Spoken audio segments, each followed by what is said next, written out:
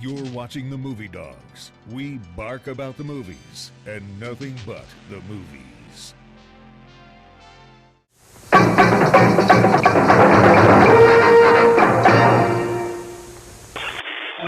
Let's all go to the lobby. Let's all go to the lobby. Let's all go to the lobby to get ourselves a treat.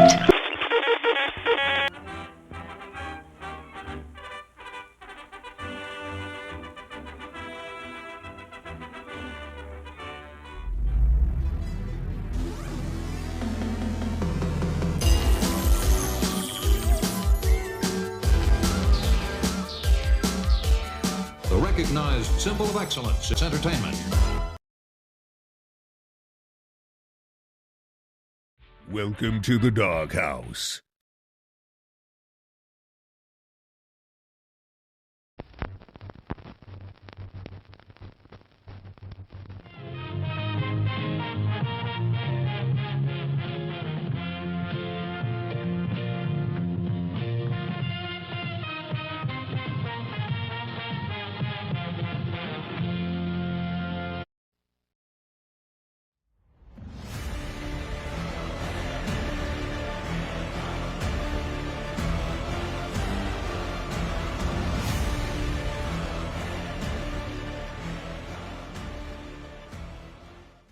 Well, brother, welcome back again, finally.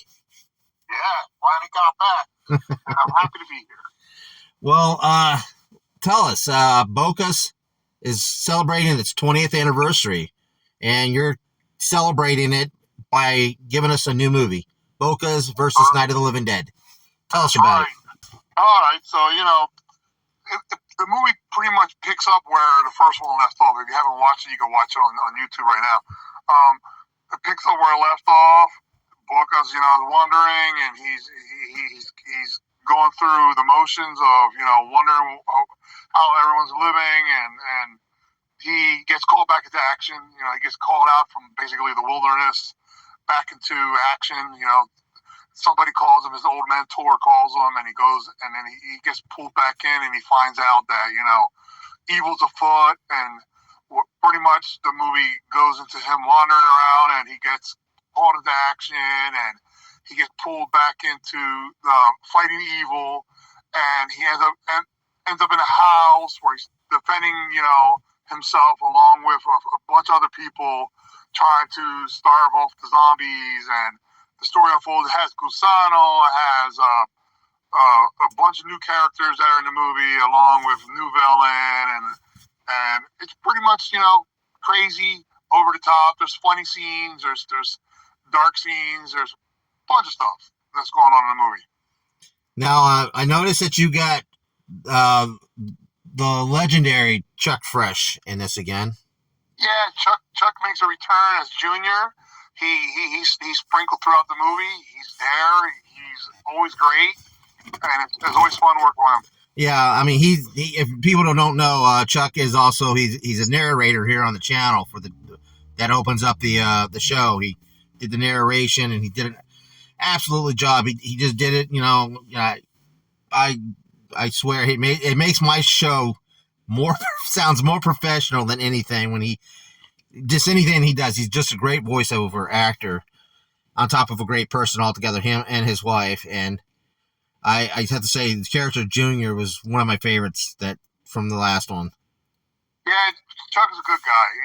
He's been one of my best friends for a long time.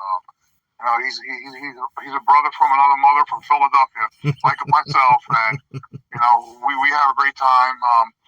We always work together. We always got ideas. We're always shooting ideas back and forth with each other. And I go to his house, sometimes he comes over here, things like that. So it's always a pleasure. He's very busy, like you said. He does a lot of voice work. He does voice work for Hair Nation, and he has his own channels, and tons of stuff. And he's done for this station as well.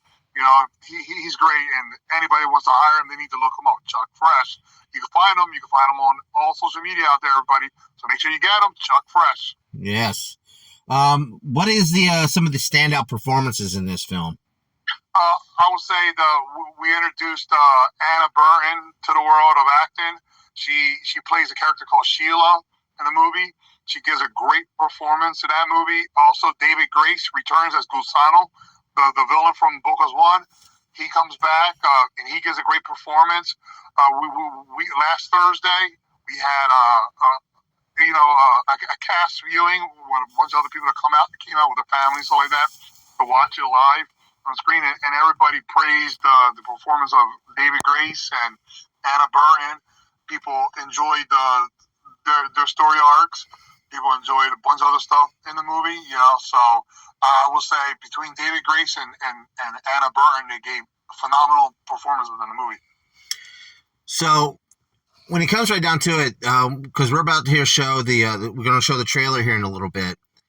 I want to know what made you decide, because as we all know, not many people know, maybe, that Night of the Living Dead is under public domain. Anybody can use the title, they can basically distribute the film whenever they want to and sell it. But what made you decide to go that route, to kind of do a crossover between two universes with titles? Well, part of it was a play of words, because if you remember in the first Bocas had a short string battle with a few zombies and part of the movie. Mm-hmm. So I decided just to delve a little further and have my take on zombies in the movie and explain the zombies a little further and a little bit more in the sequel and what they were and what was going on. And we had fun with the thing. I thought it would be cool. Like you said, the public domain, the title, Night of the Living Dead. Like you said, you and I can sit down and decide we're going to make a Night of the Living Dead remake and we could get away with that and nobody could stop us. So, and we could do a frame-by-frame remake and nobody would stop us. Yeah. So, but I didn't do that. It was just basically, like you said, Bocas crossing over into the world of zombies and just doing that. And I always have a fascination with zombies because, zombies is basically part of my childhood, and it's been, going strong for the last 40 years, since George Romero premiered the very first film. And it was a favorite movie of mine growing up when I was a kid, and I just figured, it was kind of a homage to that, homage to independent filmmakers. You can't get any more indie than the original Night of the Living Dead as well. You got that right. And it's just one of those things where it was good and it was fun, and we pulled it off. I thought, the cast was strong. And besides, David Grace, Rich Ritchie plays like the leader zombie in there. He does a good job. We have Cecil Gardner. If anybody knows Cecil Gardner, he cosplays as Rick Grimes. Yes. He's in the movie as well. He's playing a character called Sheriff McCloud. He does a great job in there. And he has a posse. We have Humvees. We have all kinds of stuff going on in the movie. And it's a good time, and it's fun, and I always say I'm thankful for the crowd that we have here in Brevard. They came out, they showed up, and we all collaborated together, and we were able to pull this movie together. So now that the movie is done, and you're celebrating 20 years of this character that you started in your own indie comics. Yes. What was the moment? Well, what inspired you to come up with this character? And was it always patterned, or was supposed to be patterned after your likeness, or was it something that I can't come up with an idea of, hey, I'm a big, very extremely tall gentleman. did you kind of come out with that? I'll just pattern him after myself, or in. So. I got into comics years ago by reading the Punisher comic. My dad was a roofer. He worked really hard. He was a provider for the family. He was the rock to our family. As a boy, I looked up to my father. I talked to him all the time. He taught me a lot of things about life. Even to this day, even his passing, 20 years later, he still teaches me something new every day. So with that being said, Bocas, he's been out for 20 years. He's been published. The first issue was published 20 years ago. But Bocas existed probably 10 years earlier because my dad, was the original model for Bocas. He sat down and I drew pictures of him. And the very first few issues that I released the Bocas, issues 1 through 6, has likenesses of my father. With my father, I would sit there and I took pictures of my dad, and we sat down, we drove around, and he would tell me stories and a bunch of different stuff. Because my dad was also a storyteller. He was a verbal storyteller. He would just tell you stories, larger than life stories, and you're like, wow. So I took my knowledge of Puerto Rican lore, because in Puerto Rican lore they got things like, they have it in English lore too, and all different cultures. The boogeyman, right? The boogeyman, they have El Cuco in Puerto Rico. El Cuco, there's a bunch of, folk hero stories about El Cuco and violent stories about that. So I merged all those things that I learned about, the boogeyman and my father and Puerto Rican culture and urban setting and about vigilantes, and that was the birth of Bocas. And my father was a big part of that. When he passed away, I quit doing any kind of really Bocas comics itself. He would only make an appearance as a strip here and there in the early days of Facebook. When Facebook or MySpace was taking off, I had a strip of Bocas, fighting Santa Claus or whatnot. Silly crap like that. Fighting a bank robber on New Year's Day, just killing the guy, silly things. The one little strip, one pager going on, and I was just going on making different comics. Then when my son passed away a number of years ago, Cole, he died at 17 days old. Chuck reached out to me and we were talking, and he was like, "Nah, you need to get out there, be creative. Why don't you make a movie? Why don't you change gears from doing comics and do a movie?" Because back prior to that, I was doing Space Coast Comics, comic magazine that you and I met years ago when I was doing that, and I was like, okay, yeah, let's go look through there. And I had a bunch of characters that I had done, and then Chuck liked Bocas, and he was like, well, you can play that. I was like, in my mind, I'm like, well, that's my dad, man. How can I play my dad? He said, well, you're his son. You look like him. I'm like, get the hell out of here. I'm older than him and probably fatter than he ever was. So needless to say, that's how I decided, you know what, I'm going to play my own character. I'm going to go and I'm going to merge that and go with that. And that's pretty much how Bocas slowly took my likeness. And I became Bocas. I decided, I'm nearly 7 foot tall. I'm going to be Bocas. And that's how I started playing Bocas. Now, on top of the movie movie out there, it's available on both of them on Blu-ray, right? Yeah, you get them in Blu-ray. You have other projects that we know that you are famously for. You're a master ceremonian, is what I would call you, because when it comes to gatherings and when it comes to conventions and everything, I think you are the king, especially here in this state, because you've had so many and they've been very very successful from what I see. And of course, Space Coast Comic-Con is the main one, which is coming out this June. And you got in April, you got MerrittCon, Merritt Square Ball Con. When it comes to those conventions, those are kind of like that's where the life of everything that you've worked for really comes to life. What I've seen in the festivals that you do, just not just showing your work and everything, but the gathering of people. We spoke this about a couple months ago when it came to talking about Space Coast Comic-Con on the last special when you were on.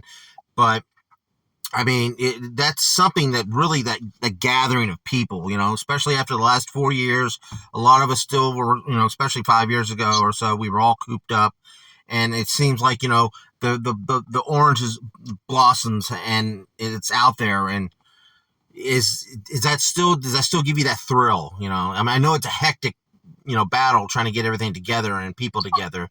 I mean, making shows are always nerve-wracking because you always want each show to be a great show, no matter what. Because you know what? Every show is a different show. Even if I've been doing it for years, I always let the community decide how the show is going to turn out to be like. Because you never know. I can decide, well, this year I'm going to focus on this, and they'll be like, no, that's not happening. This year wrestling's going to take over. You never know what happens, So I'm always amazed when the show is the day of the show, and how well the show takes off, and how well the community receives it, and what happens at the show, and meeting new people, and I do have a thrill when I have a thrill the day of when the show's happening. I'm like, yes, it's finally here, and people are coming, and people are enjoying themselves. That's when the thrill comes in, seeing the smiling faces and how happy they are and whatnot. That makes me really excited to meet all these new people, old people, and it's like, like a family reunion for me. People talk about school reunions. I'll never go to my class reunion. I don't care about my class reunion, but I will always go to a Comic-Con, and I will always treat that as a reunion of friends meeting one another, and that's what I enjoy. I enjoy that, and I get great joy on that. And then that's where you meet new people and new friends, and you find out that they want to work with you, or you want to work with them, and it's ever evolving, ever changing, and it's awesome. Hey, like and subscribe. Be sure to check out more of the content on the Movie Dawgs channel. All the reviews and cool remarks and cool guests like me, Josh Church, the owner of River Monster Comics. We are in Denellen, Florida, so if you're ever in the area, come by and check out the shop and get some cool nerd stuff, comics, pops, toys, whatever, and swing by and just have some cool conversations about movies and all things pop culture. But we appreciate you. See you soon. All right. Well, on top of the conventions you got coming up, you also, as you told me right before we started talking, you're already going into production or pre-production of Bocus 3. Yeah, so we're already filming a few scenes for Bocus 3 coming up. Tomorrow I'll be filming a scene for Bocus 3 out in Titusville. We're working that out. I have my film crew going out. They're going to go out. They're going to stake it out. And then I'm going to come in around noon. So we're going to work that out. And then we're already fully cast for Zoom 2 as well. Oh wow, that was pretty quick. You just posted about that a couple of days ago. Yeah. Well, the funny thing about Zoom 2 is that I did film a lot of scenes for that too. So I'm like about 2/3, and then maybe more like half of that done. And then I was looking for the second half because Zoom takes place, it has a large cast of them. And basically, the Zoom is about the Zoom time killer. The Zoom time killer, In the original Zoom, there was a group of friends that got together and they were talking about serial killers. And then slowly they were getting picked off one at a time, and they were blaming it on the Zoom time killer. And then the whole mystery, who's the Zoom time killer? Then part 2 takes place years after the events of that, and it's basically, is it a copycat killer? Is it the original Zoom time killer? Whatnot. And people are talking about that. People gather online talking about the Zoom time killer. You're like, people do that online. They go online and talk shit. So, yeah. But there's more or less the same thing online. They're going online. And then now that, if anybody's watched the original Zoom, cat's out the bag. So now I got to up the kills. And since the original Zoom was done during COVID, it was harder to do. Yeah, and that was to be more creative. Now I have to actually go to people's houses and film certain scenes if I needed or whatnot to do that. So but I put that on pause because I was realizing that I was splitting my time between all these projects that I needed to focus on finishing BOCAS, and pretty much that's what I did. I ended up finishing BOCAS, but that's why I circled back around to finish Zoom. Because Zoom, You've Been Zoomed, is the title for Zoom 2. Yeah, that was the first time you were on the show, too, is when you were promoting Zoom. And I have to say, still one of the most original ideas for anybody who was stuck in these houses during 2020. And I'm like, God, I couldn't have thought of that, because that was a great idea. Yeah. And it just came together. It was just something that just came together, and it just, And people are excited about it. They can't wait to be in it. The new people that I got coming in. So we're doing that. Got that, and although I'm already setting the date to go film for that as well. So that's going to come together really fast. So yeah. Well, I'm looking forward for both films. As I said, you give these movies a likeness of it's a homemade movie, and it does have that feel, which gives it its allure and I want to say, you know, that it's precedence, because you expand that, you take a negative, what people would look at, and then you turn it into a positive. Like, yeah, we don't have the flashy cameras or the lightings or anything like that. Who cares? Aim, point, film, edit later. Yeah. So, you know, obviously, you know, as time goes on, I want to step it up and get a little better.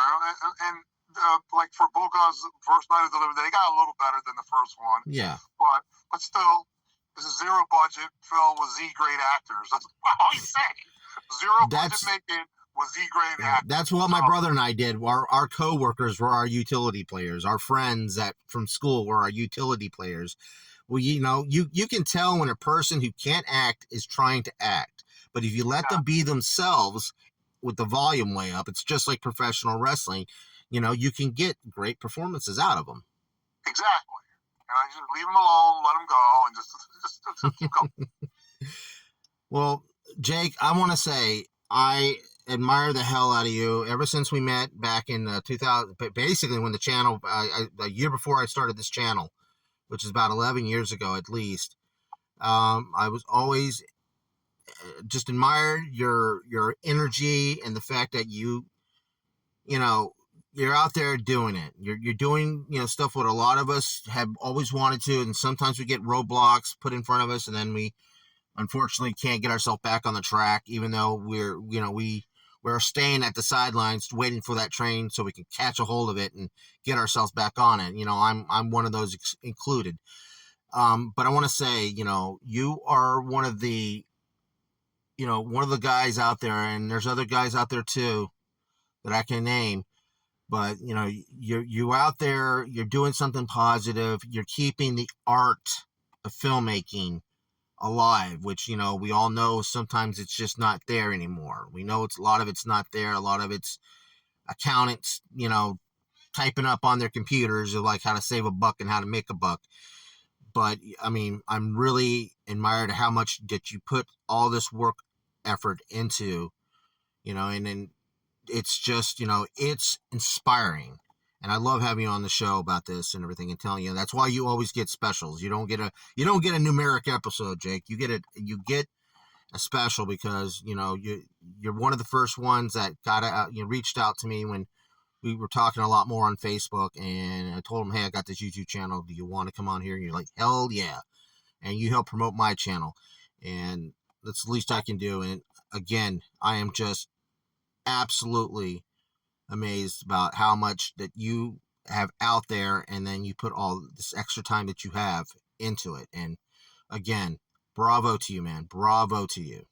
I always appreciate you coming out, Billy, man. I always appreciate you reaching out and helping me out and everything like that. And remember, man, there's always a free ticket waiting for you to come into Space Coast Comic Con and interview people. So remember. Absolutely. Yeah, don't get me started on that nightmare last year. Yeah, I know, man. It's okay, man. I know. One day you'll make it down. Oh, I know, brother. I know. Hopefully it'll be soon, brother. Because again, it's been too long since I got to shake your hand. I still have that issue of a Space Coast Comic Con or Space Coast Comics that you gave me. I still have that issue. Awesome, man. I'm glad. But again, folks, look on the descriptions below on how to obtain copies of BOCAS and BOCAS 2. And also, if you want to get a digital copy of BOCAS versus the Night of the Living Dead, look on the description below, folks. You can also check out his YouTube channel. Jake, what is the name of your YouTube channel, brother? Hombre Hecho. You will see that on the description below. I want to give a shout out to Chuck Fresh. Always, brother, thank you so much for your voiceover work that you have done. And you can hear him all the time here on this channel. He is my... I love Chuck. Absolutely. Chuck, we love you. But also, folks, check him out on all social medias. Again, that'll be on the description below. Jake, thank you so much again for coming on the show, brother. Thank you. I look forward to talking to you again soon, bud. All right.